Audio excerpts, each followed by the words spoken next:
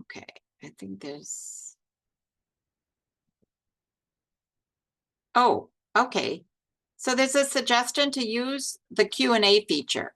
That's perfect. Please use the Q&A.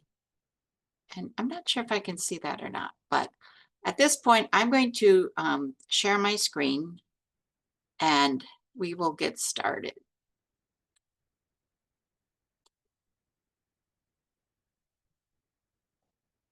Okay. I hope everyone can hear me correctly, or can hear me. Yes, when I originally put this PowerPoint together, it was very cold. We turned the heat on and I thought, oh, we all know what's coming. And I thought, how appropriate for the Delegate Assembly, because we know that is coming. My name is Lucy Johnson. I've had the privilege of working with your organization for the last couple of years. And I am a professional registered parliamentarian. I'm one of about a little less than 400 in the United States. And there's about 20 of us in Minnesota. So always willing to talk about it. We're looking for new people. So that's just my commercial that I will put in here, but we can talk about that later. Okay, so today, I gotta get on my screen and we'll just go. So today we have some objectives, and our objective first is to prepare for the Delegate Assembly. The second is, what are the fundamental rights of parliamentary law? As I mentioned, I feel that this group is pretty sophisticated and you are pretty prepared. So I'd like to throw a couple new things in. And so I'm going to give you some of the basics because I feel that we don't always cover the basics. We know what we are supposed to do, but we don't really know why. So I'm going to go back a little and just provide some information. And then again, what is parliamentary procedure? We're going to review the Delegate Assembly standing rules, resolutions, the process and the purpose. And we're going to talk a little about how you can participate in this by learning how to ask the right questions and applying Robert's rules. So the first thing I want to just talk about is going back here. I want to talk about what parliamentary law is. And we hear parliamentary procedure, but we don't always really know about parliamentary law. And actually, this parliamentary procedure grew out of the law, and it goes way back to the beginning. So when you think of a parliament, we usually think of England, and there were many English men at the time who were involved in parliament and brought that over to the New World. And so from that, there are some fundamentals of parliamentary law that cannot be suspended. We almost just assume that we all know these, but what I'm learning is that we don't.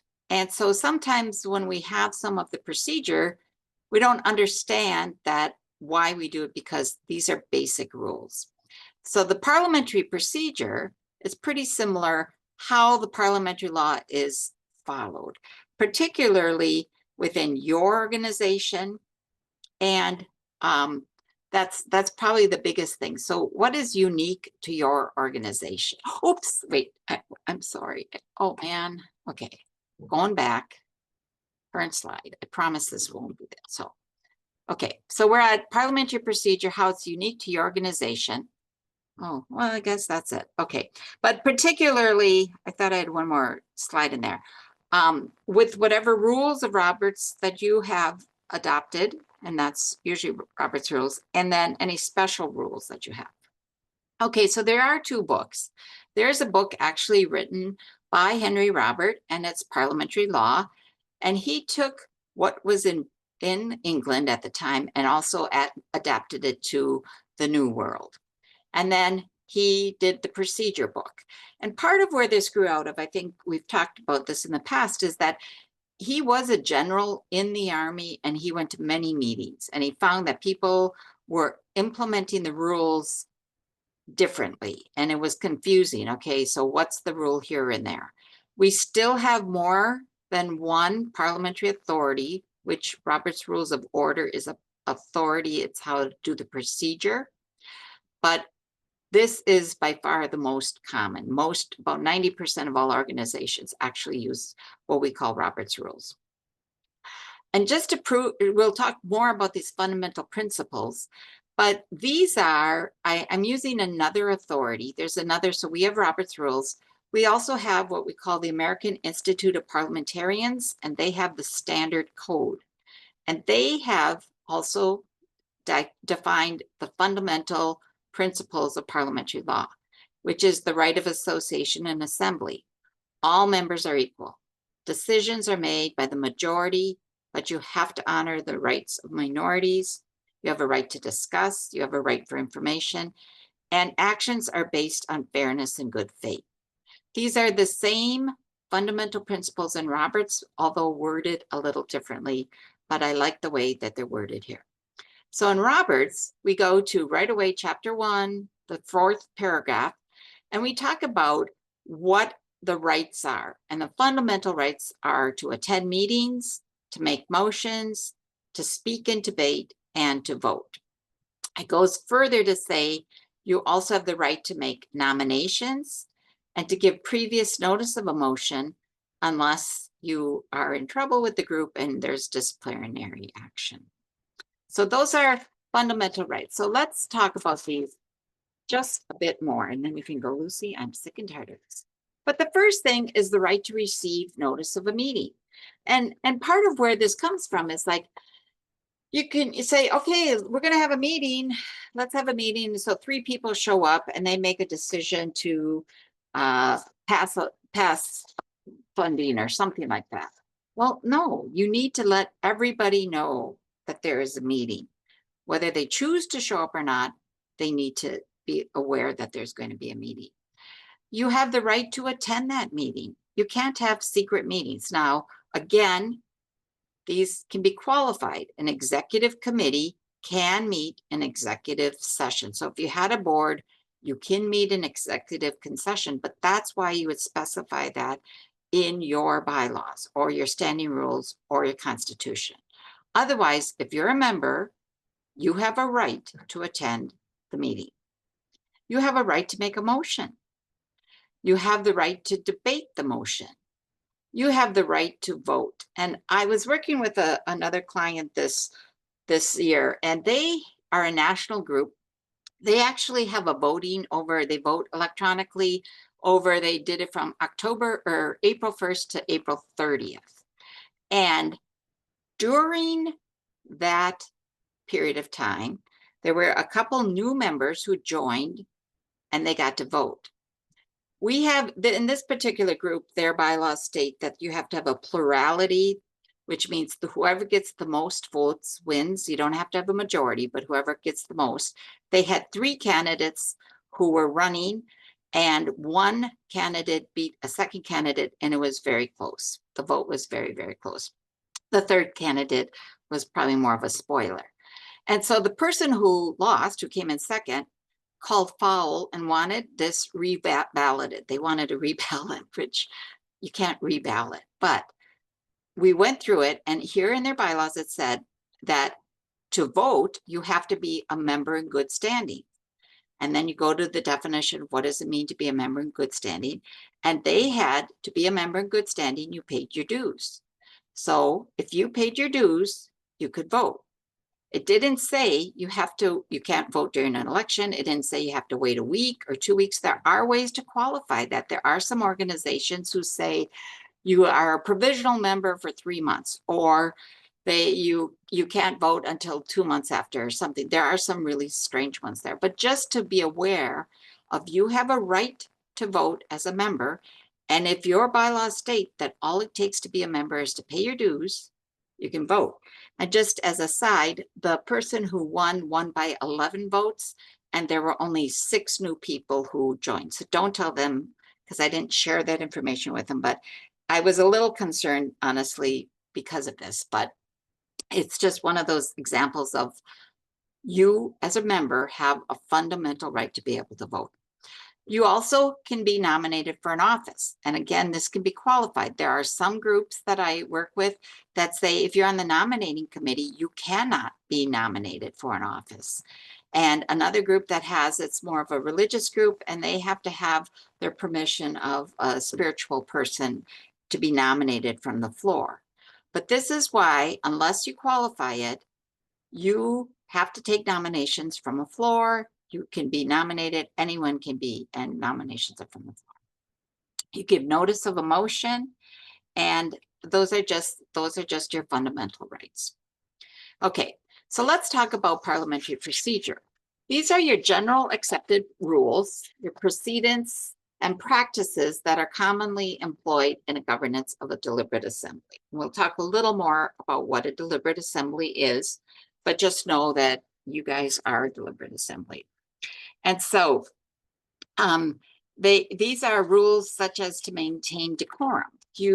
We really want us to be able to come with varying degrees of opinions for and against things, and be able to talk civilly, to have civil discourse, to be able to discuss this, and to realize in the end that the majority rules. So you can give your opinion. This is why you debate it, because sometimes you might sway people. Oh, I never thought of that. That's a really good argument. But when it comes down to it, it is the will of the majority. And we have to be, you don't want to take your ball and go home and have sour grapes.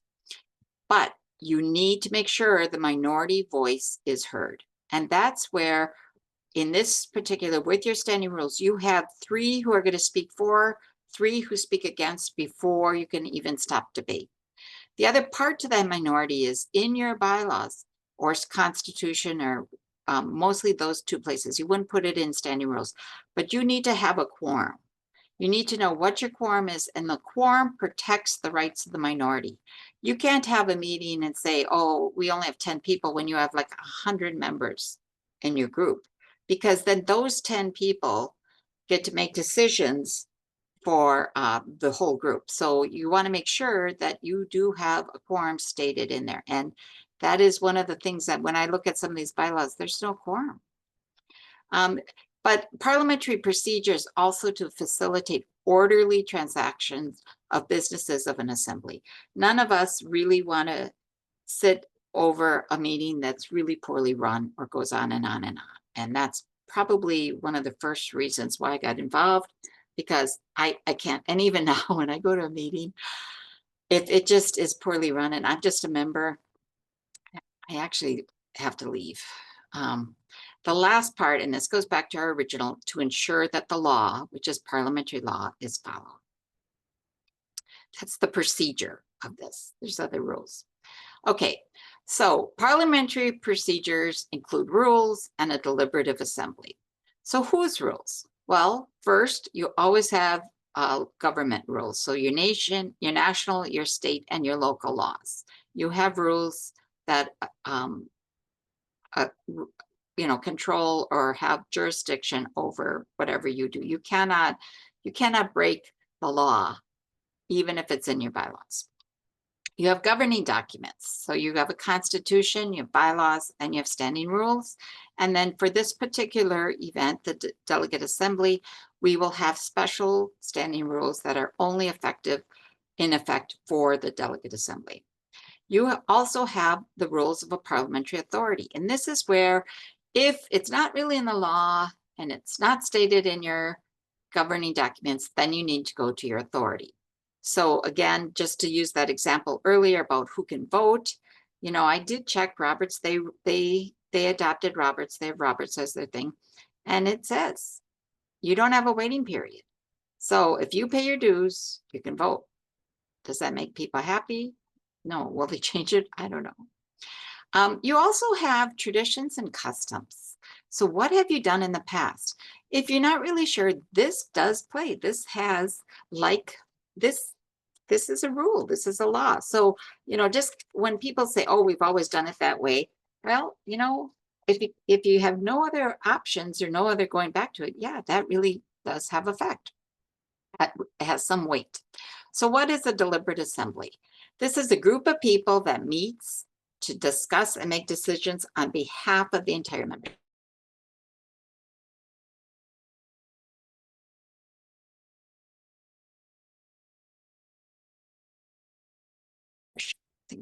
Oops, sorry, went to. So examples are your board of directors and an executive committee, and your delegate assembly. So those are just some deliberate assemblies. So you guys are a deliberate assembly as well as delegate assembly. So let's talk about decorum and debate. And I think this is a lost art. I think this is something that we need to bring back because, and you guys actually did this really well last year. You know, I feel like I'm singing to the choir, but I just feel it's so important today more than ever because I don't think people can sit with people of opposite opinions and really debate without getting angry. Okay, honest, full disclosure, there are some people I can't do this with. Okay, so in this procedure, your remarks are addressed to the chair and you must be recognized first. So you can't just, there are some cases where you can shout out and those we'll talk about. But for the most part, if you want to talk, you need to say, Madam Chair, or go to the correct microphone, etc.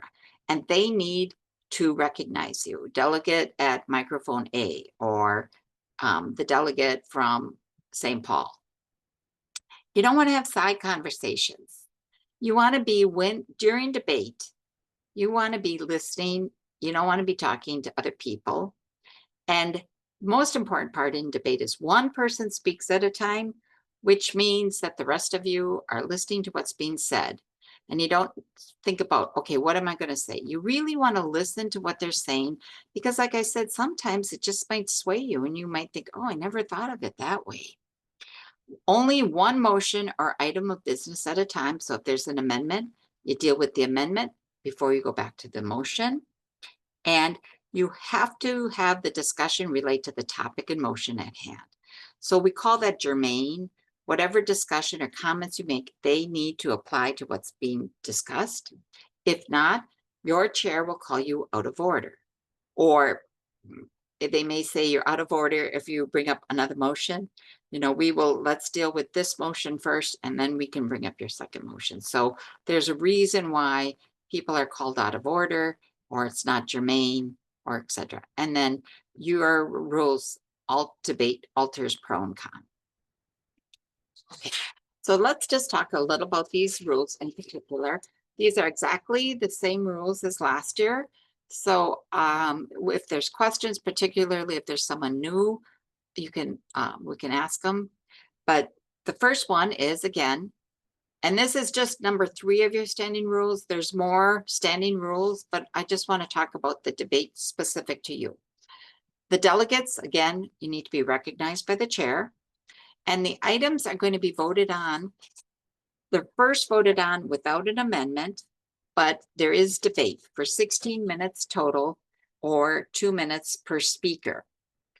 And I'm going to address a little of that, what happened. But last year, there was only one time when they actually extended debate. If the vote is in the affirmative, which is a yes vote, then the motion is adopted and there's no further action. If the motion fails, or a no vote, the motion is referred to a committee specified by the chair, which will be automatically considered again without amendments. And all of this is on your website, so you can go back and look at it, as well as there will be packets. If it fails, there will be an additional debate on the referral. Again, your total is 16 minutes for the total debate, or 2 minutes per speaker. And if the automatic referral is approved, there will be an additional 16 minutes to discuss and define the scope and charge. 9, it continues. Delegates will go to the appropriate microphone. If you're for, you'll go to the one that's mentioned for. If you're against, you'll go to the one that's against, and you'll speak in debate. Points of order do not need to be at a microphone. You can go there, but if you are in the middle of something, you need a point of order, and it's a more urgent, you can just yell point of order. That's one that you can interrupt. The motion to call the question or to stop debate will only occur after at least 6 delegates have spoken, 3 in favor and 3 against. If you have only 3 in favor and none against, and they're all lined up in favor, it's possible that the chair will say, are you ready for the question? And you but this is something that the assembly gets to choose. Yes, we're ready for the assembly. We're ready for the question. Each speaker, again, is only allowed 2 minutes per time, but only once per motion. So if you're on the first motion, you can only speak once. You need to find a friend if you didn't feel like you got to say what you wanted to say. Non-delegates who wish to speak may speak at the discretion of the chair, and time on the floor will halt for a point of order. So with the 16 minutes, there will not be, if someone has a point of order, it's not going to delay the debate or take away from it, because they will just stop the clock. Standing rules, which this debate is part of the standing rules for the delegate assembly, may be amended by a majority vote, but each one. So you could amend number 8 to say at the discretion of the chair and the assembly if you wanted, but that would only take a majority vote. But at the end, when you vote on all 9 at once, it's going to take 2/3 vote for approval. Okay, so the resolutions, and I'm not my tech skills are not that good, so I'm not going to go to this link, but your resolutions are listed on your website, and I would definitely look at them before the delegate assembly. So your resolutions propose amendments to the MAPE Constitution. And when you do that, that means that they have to be considered by the delegate assembly. So they are considered if they're approved. And so before you get them, they first go through the Constitution and Rules Committee, and then the Constitution and Rules Committee looks them over, and they recommend certain ones to go to the Executive Committee. The Executive Committee has the final vote on which ones are sent to the delegate assembly. And there is some, I'm not going to get into the weeds because there was a program on this, but there is some back and forth. So if the CNR committee isn't happy, they can go back to the Executive Committee, and but eventually they're going to come to you after they've been approved by these two groups. This is what it says in your Constitution, Article 8 on amendments. Amendments to the Constitution may be approved by the delegate assembly with a 2/3 vote of the delegates present and voting. So we don't do abstentions. We don't care about abstentions. They don't matter. If you, in your case, they sometimes do a pass, which they want to come back to, but it doesn't matter. The final vote is going to be of the people who are present and who actually vote. Are there 2/3 more than those who are against, or vice versa? And then the last one is that proposed amendments may be further amended at the delegate assembly. So even though these have gone through the CNR and the EC, you can amend them. That is your right, because you're the final authority on the approval of this. It's the assembly. So I'm going to just stop right here. I do have a little more that I'm going to go through, but I'm going to stop sharing my screen for a minute. See if I can do this and see if anyone has any questions. Was I able to do that or not? I have. Okay, stop sharing. Okay, are there any questions in the Q&A? Oh, there are some. Let me look and see what they are. Oh, that's a good question. So the first question is, if boards are regularly calling for closed sessions, can that violate the intent of Robert's rules? I don't think it violates the intent of Robert's rules. I think what it violates parliamentary law that members have a right. But I think that it also is one of those things where as a member, as your delegate, you have a right to know what's going on. You have a right for information. So it usually, there are, in Robert's rules, there are very specific cases where boards would have closed sessions. And oftentimes they're for discipline measures. I think it would be kind of a red flag. It would have to depend on what exactly they're calling for closed sessions. But a lot of times they may not want people there for numbers and logistics, but their minutes of their executive sessions should be available on some of them. If they weren't in, what they call it is they call it, there's this term, it's blanking me right now. The other part to that is any motions, some depends on their scope of practice. Some need to be ratified by a board. If you have an executive committee, they have to at least be ratified by a board. So I would probably need a little. Oh, Liz, it says you'd like to answer these live. Go ahead. Oh, no. Sorry. I just clicked that by accident. Sorry. Go ahead. Okay. If we adopted standing rules for last year, did they hold for this year? No, they don't. And yes, you can change them. Standing rules for convention are specific for that date, so they don't carry weight. It makes kind of sense to repurpose and reuse them every year, just because people, last year was a different year. We spent more time on this whole process, but they, so it makes sense to, it worked, and we can talk about that unless in my opinion, it worked as parliamentarian. But you can definitely, you can change them, and you can adopt, you can modify them. There are, you can do it by amendment by a majority vote. So you only need a majority of vote to amend one of the standing rules. And you can vote on them separately if you wanted. If you wanted to just take one out, if you like, you're only cared about, I don't know, for example, number 5, and the other ones were okay, you could ask that that one be held back, and then you could discuss the other ones and have those and then go with it. But we do, every year you vote, and they only last for the delegate assembly of 2025. They don't carry any weight for next year. Your says all sovereign powers shall be vested in the delegate assembly when in session.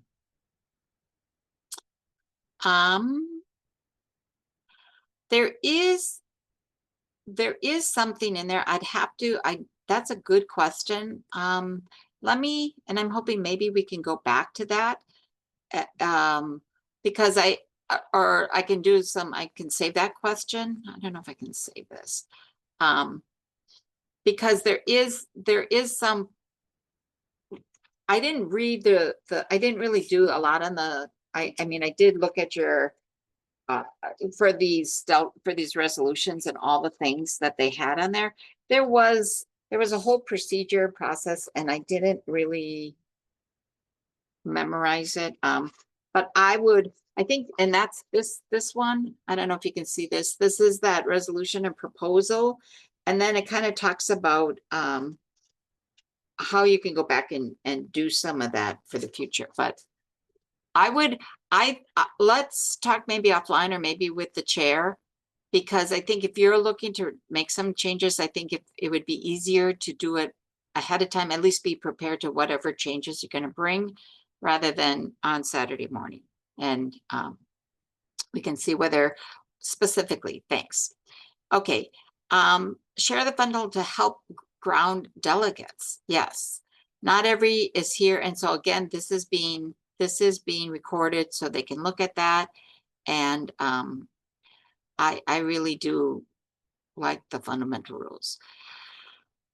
To keep someone germane, or if you're say able to germane and the child, so a point of order, it depends on what the point of order is. And we use point of order. We'll get into a little more on that on the second section. We use point of order sometimes for a parliamentary inquiry, sometimes for a request for information. They're all different. I personally don't have a problem with that. But point of order can also be what I have a question. And I do think to keep someone germane. So yes, if the chair wasn't doing her job, which she's very good, but if she wasn't, yes, you can say point of order, delegate X is out of, or is not on topic. or something like that. Members can do that. You have that right to hold someone. And the chair can say your point is not well taken or your point is well taken, just like what you'd see on TV in Judge Judy's course. No, kidding on that. But you can, and then you can, if the judge rules against you, you can appeal the decision of the judge, and then it's up to the assembly to decide. So your chair has the right to accept points of order. They get to decide with some of these, especially like parliamentary inquiry. The chair might say, well, the parliamentarian will answer that question, and maybe nine times out of 10 she'll get it right. We had an issue last year. We'll talk about that. But that was, yeah. So okay, it was in June. That's the last set of boards. Okay. Let me see if I don't answer all these questions, we could come back. Okay. Amendments weren't allowed. Oh, I would hope that you would. Amendments are not being proposed this year. Those are the rules I did. Again, I'm not sure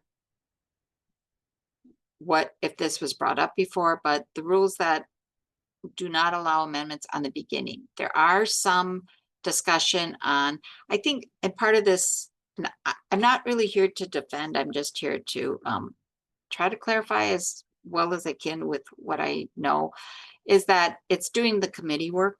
So I think that you have that right to make sure if it's going to a committee,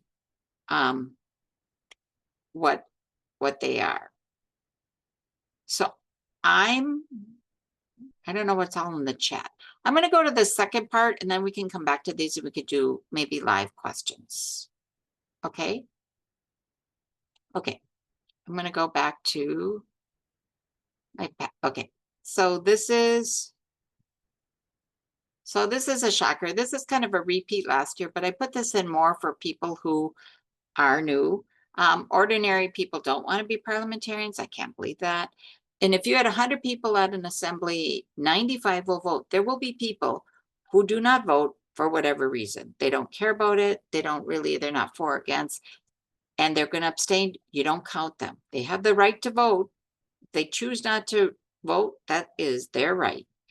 Only about 20 will actually speak and 5 will make motions. And so why is that?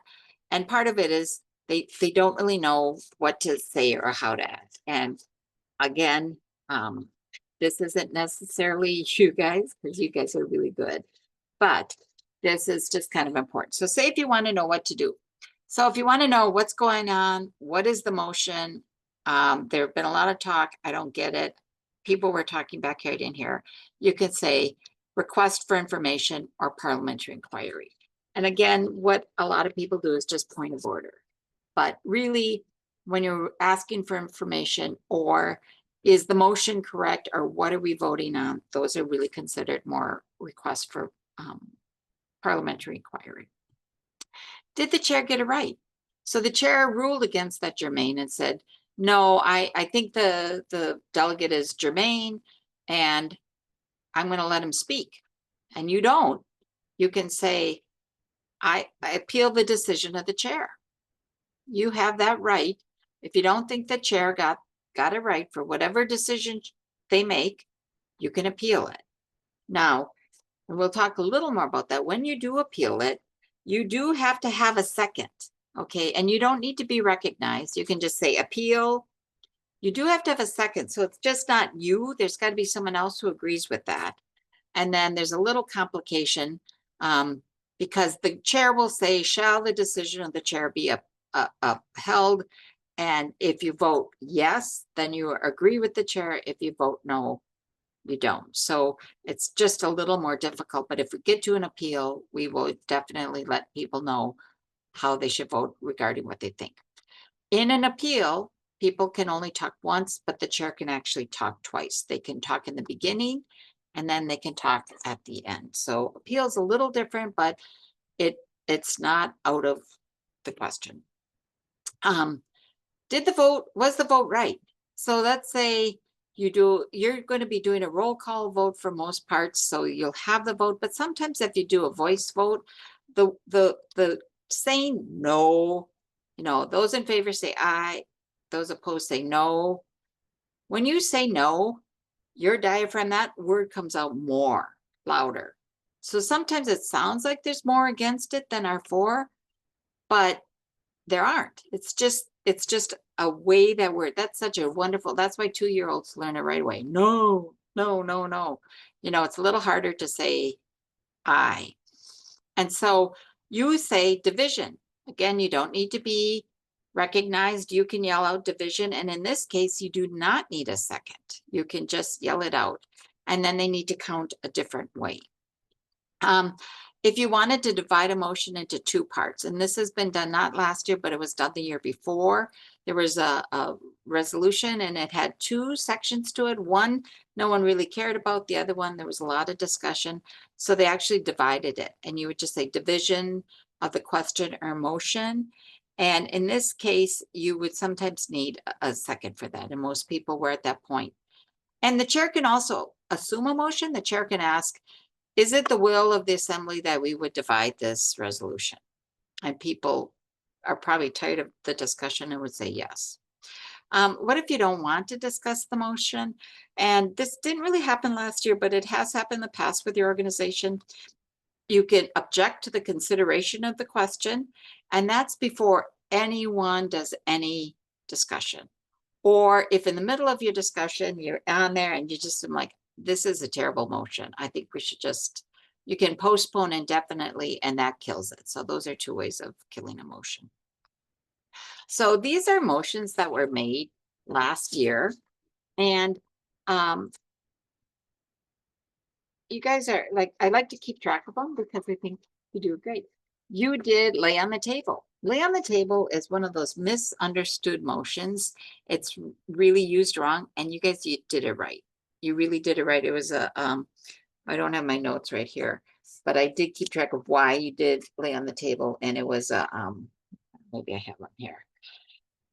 It was there were 2 motions that sort of went together, and one was increasing the funding and one was recapturing unspent. And they decided to lay on the table and to take up the other motion and then go back to that. And that was really that was a perfect use of that. You need recognition. You can't just shout that one out. You do need a second. It's one of those things you debate. You don't get to debate or amend. You just vote it up or down. Should this motion be laid on the table? I move to lay this on the table until we get more information or something. Someone says second, and then you just take a vote. It's only majority. Extend the limits of debate. Again, you need recognition. You need a second. No debate or amendment, and this requires a 2/3 vote because it is your right to debate, and if you want to extend or limit. So again, there was only one group where one motion that this was extended. Otherwise, I was going to say the new standing rules that were approved, there were no negative votes at that time, and the debate was limited to 2 minutes and 60 minutes total, and there was only one motion that required extended debate. Otherwise, the 16 minutes was enough. And I did write this in my notes. Only a few people talked their whole 2 minutes. And while that doesn't seem like a lot of time, the speakers were very well prepared and did a great job. So you get 2 minutes. Most people spend a little less. So you think, oh, like at first when I said that, I'm like, 2 minutes isn't anything, but write it out. And they were very well prepared. The speakers who spoke were well prepared and they used their time well. You did a refer to the committee. Again, you would need recognition, a second. This one can be debated and amended, and it takes a majority vote. And I think that one was, I don't see it right here. It might have been, I'm not really sure. You did do division. There was a division. So you can interrupt. There was no second, and the chair took a rising vote. So there was one issue where someone yelled at division. And then this is the one that maybe your parliamentarian didn't get correct exactly. But like I said, you guys are really great. Suspend the rules. So you need recognition, you need a second, You don't debate or amend it, and it takes a 2/3 vote. And I put an asterisk there because normally it requires a 2/3 vote. And honestly, in my 10 years of doing this, I have not really ever seen it where it wasn't a 2/3 vote. And that's kind of what I grew up with. Suspend the rules, you have 2/3 vote. But I had passed out some wonderful motion books, and some of your very astute officers had looked through them and said, wait, here it says you can maybe do a majority. It says this, ordinary standing rules can be amended with a majority. And so there is one. So in Roberts, it took me a bit, 5937, any standing rule of a convention, and then there's some exceptions if they have the parliamentary authority, it can be suspended for a particular specified purpose by a majority vote, even if the rule required a 2/3 vote for its adoption. So I do want you to know that thanks to this, I've talked to many seasoned parliamentarians. We did our own little CE on it, our own continuing education, because it was one that not a lot of people know.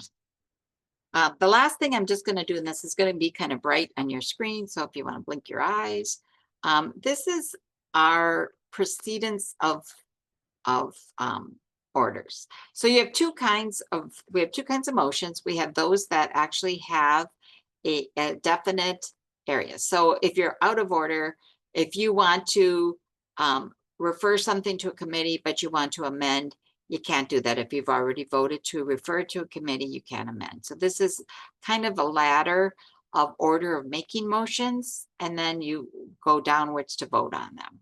So I send this because you cannot call the previous question after you've laid something on the table.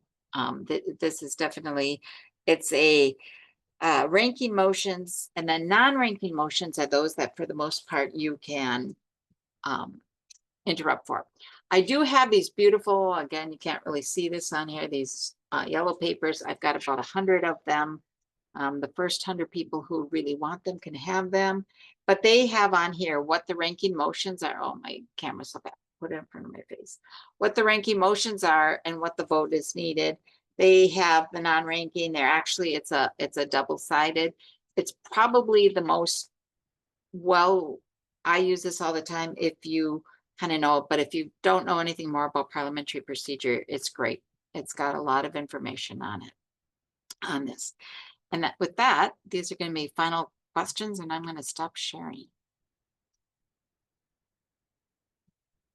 So I don't know what's in the chat. There's maybe some more in here, or people want to just unmute and ask them for me. They want to, does anyone want to just unmute and ask, or?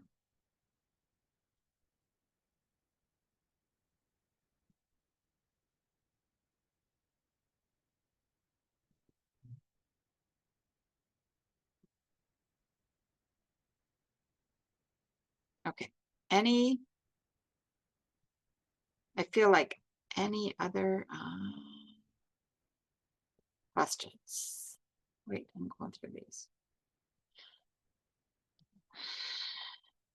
Can I print that on a sign? What is that? Okay, any questions? Could you share? Yes. By paper, I can do that by paper too.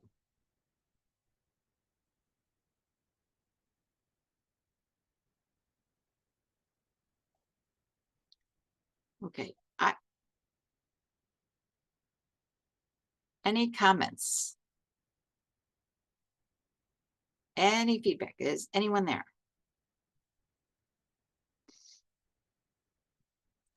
Thank you. Okay. Yeah, Agreed. sorry, Thank I'm you, driving, Lucy. but yeah, thank you, Lucy. And I just was wondering, I don't have any questions right now, but could we get provided your contact info if we do have questions afterwards? Absolutely. And that's one of the things I was going to say. I usually come on Friday. I like to just be around in case people have questions. I know for sure Suzanne has mine. I can put it in the chat too. It's a little easier for me to do email, but I will give you my cell phone too. And I mean, I don't really go into this, but my whole thing is members' rights. That's kind of why I ended up getting in. getting involved with this because I didn't know the word division. I was at something and I did not know the word division. So yeah, I could do a cheat for motions that will be passed. Well,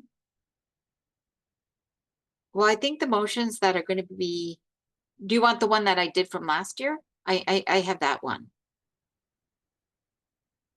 Okay. So we can do that. Yeah, the yellow copy would be there.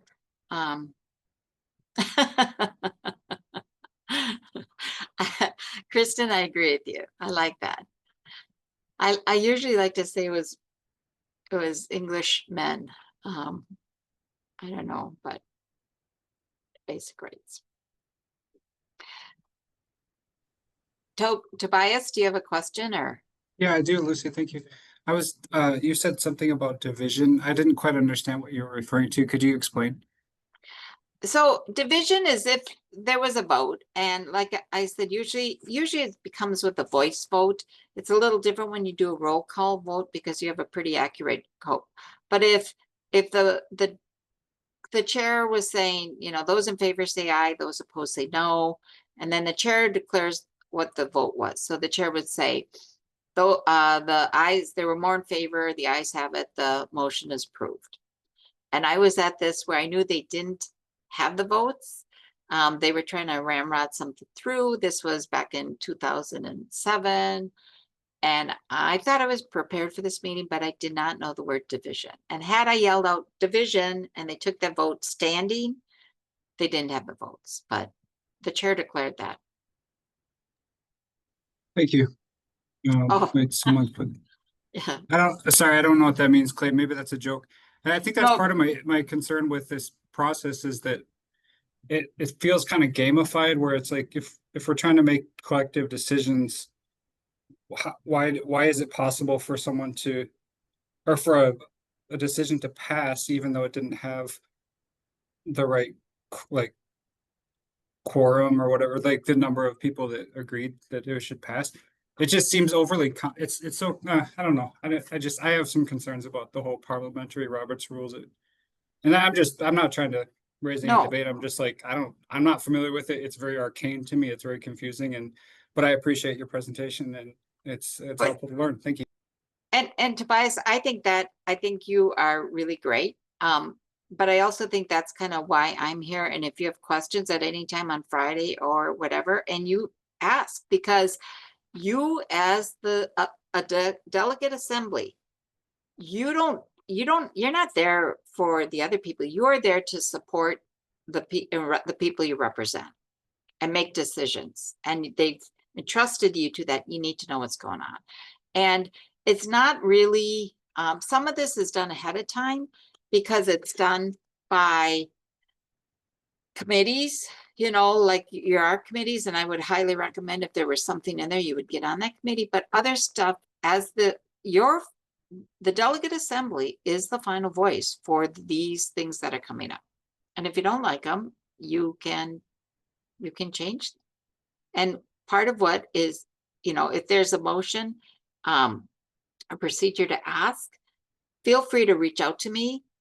We still have a couple weeks. I can help you with that. I can help you word it. I think that people, what I don't think is helpful is, I mean, some of this can be done ahead of time so that the meeting can run more smoothly, but it should not ever be ramrodded. It shouldn't be a railroad. It shouldn't be that. It should be, you're there representing members. And if something doesn't seem right, you know, I think that's where you could speak up. I also think though, some people can get stuck in the minutia. And I think that's where, you know, you want efficient meetings. You want them to be effective and efficient. They need to be effective and efficient. And your voices need to be heard. If there's something you don't understand, you say, stop, I don't get this. And it needs to be explained. If you feel that something's not right, you have that right to say, point of order, this, I don't think this is right, or those kinds of words. And if you don't know the right terms, I think you just say, help me. And that's what the chair is there for. The chair is to help you there. The chair is a neutral person who is wanting to make sure that the voices are, when you run a meeting, maybe as president, it's not, but you're not there as a dictator. You're there to make sure that pros and cons are heard and that the majority rules, the minority are heard. But in the end, if you don't get your way, like I said, you don't just take your ball and go home. I mean, the next time then you talk to more people and you get the votes. But it really, honestly, I know in the beginning it seems like this parliamentary is overwhelming.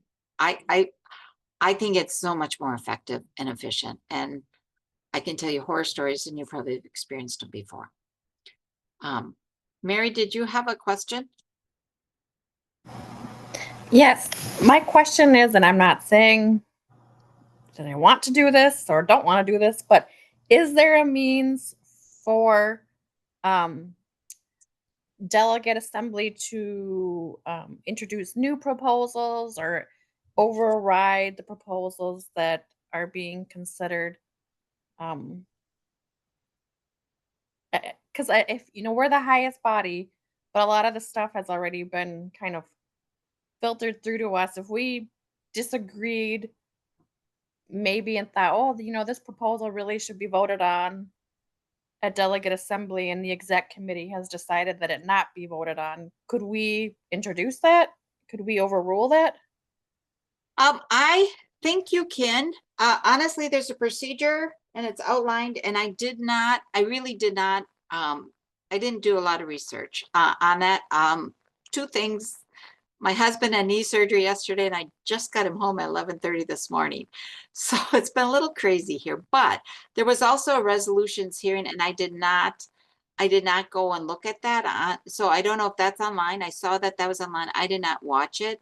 I did notice online that there is a process and a procedure. And as I mentioned in my slide, according to your constitution, you as the delegate assembly can amend resolutions on the floor. So it's under section 3 of article 8 of your amendments. Proposed constitution amendments may be further amended at the delegate assembly. So and you can change your agenda. So how this works, let me just tell you this. We talk about this, and Suzanne, I know you got your hand up. It's for a delegate assembly, you have 4 things. You have the and we like to the credentials report, then we have the rules, then you have the adoption of the agenda, and you can amend an agenda, and then you have a you have the program, and we say CRAP because we have a sense of humor. So when you come to these, you're going to go credentials, your rules, your agenda, and your program. Okay, Suzanne, did you have a question or comment? Yeah, I was just gonna, so the question about modifying what resolutions are there or adding more to the floor, if you go to the 2025 Delegate Assembly Standing Rules, at the very bottom of that document, there is additional citations for the Constitution and the bylaws, and the elections rules. And according to those three bodies, three documents, any changes to the Constitution, the bylaws, or the elections rules do require a full 30-day notice before consideration. Okay, So if thank it you. wasn't pertaining to modifying those 3 things, my understanding is that it would be able to be brought to the floor. But that's my interpretation. But the references at the bottom of that would be helpful for folks to review if you have questions on what can and cannot be brought. Again, it's all under the presumption that these exact standing rules would be adopted at the at delegate assembly. And it also does say resolutions to change the Constitution cannot be initially submitted. So you couldn't do a new one. I'd have to just cross. So I'll tell you what, if anyone is seriously interested in some of this, we can go back and through your constitution. You got to cross-reference this stuff. But those are your rules you're going to be voting on. So if it's not in the Constitution, you could probably change that rule with the 2/3 vote. Any other questions?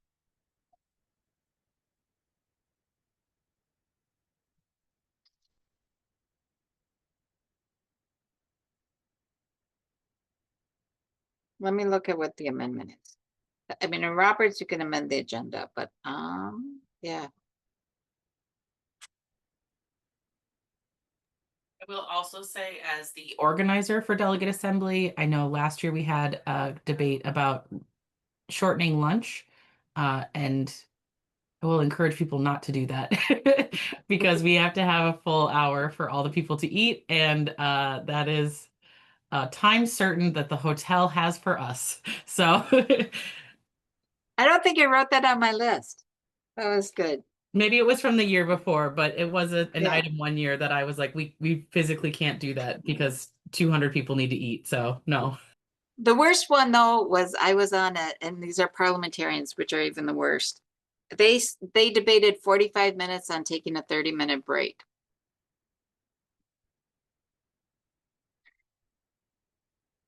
Okay. So Suzanne, are you able to capture the chat for me, those questions or any of that? Yes. So once this is all done, I will have the recording, and once it builds it, I will have all of the information, and the recording will make its way to the website, and I can get a copy of the comments and questions to you, Lucy, as well. Okay, perfect. And then you have a copy of this PowerPoint.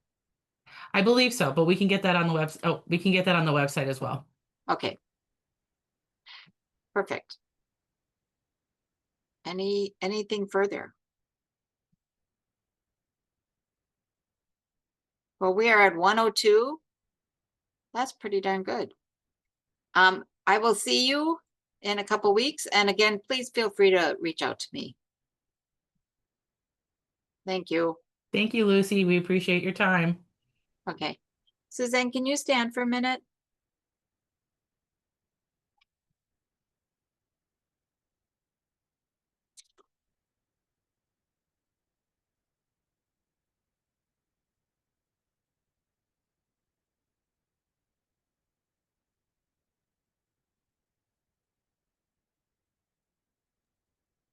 Lucy, I can send you a separate link if you would like to talk on a different link. I think if everyone's off, can we just, it won't be long. Well, I just don't edit if the recording will keep it on there. Oh, okay. Okay. Yeah, or otherwise I'll just, can I give you a call? Yeah,